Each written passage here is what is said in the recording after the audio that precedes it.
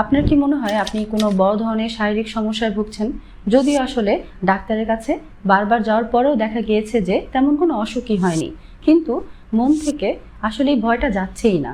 যখনই কোনো হালকা কোনো সিমটম দেখা দিচ্ছে, যেমন ধরেন হচ্ছে হার্টবিট একটু ফাস্ট হয়ে যাওয়া অথবা বারবার শরীরে একটু ঘাম হওয়া, তখনই মনে হচ্ছে যে আসলে হয়তো আমার বড় কোনো অসুখ হয়েছে। যদি এরকমটা হয় তাহলে হতে পারে আপনি হেলথ অ্যাংজাইটিতে ভুগছেন অথবা ইলনেস অ্যাংজাইটিতে ভুগছেন।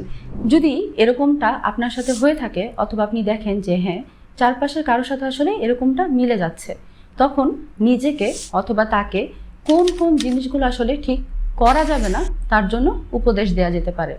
যেমন প্রথম কাজটা যেটা হতে পারে সেটা হচ্ছে বারবার নিজের কোনো শারীরিক সিমটম নিয়ে গুগল করা যাবে না। আমরা তো জানি অল্প বিদ্যা একটু ভয়ঙ্কর, তাই না? তো যে কোনো একটা সিমটমের উপর বেস করে যদি আমি গুগল করি তাহলে অনেক অনেক রোগের কথা চলে আসবে।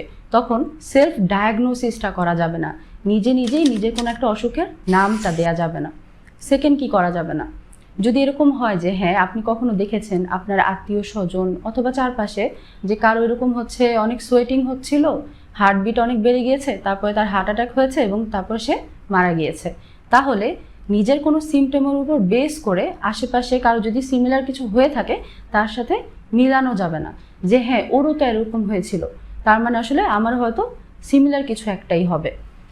অনেক বেশি অ্যাংজাইটি অথবা টেনশন নেওয়া যাবে না।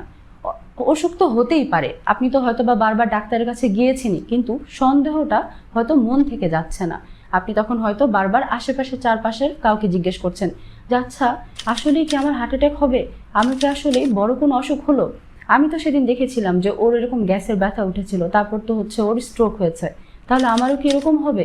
এই যে একটা রিঅ্যাসুরেন্স সিক করা বারবার, এই কাজটা থেকে একটু বিরত থাকতে হবে।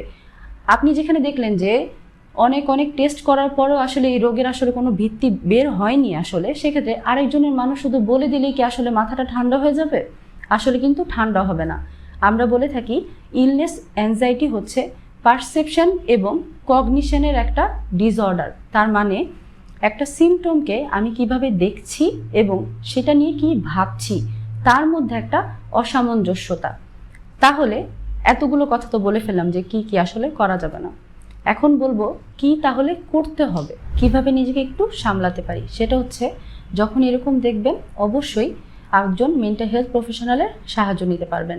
আপনি চাইলে আপনার যে কোনো মানসিক সহায়তায় রিল্যাক্সই আছে আপনার পাশে। ধন্যবাদ।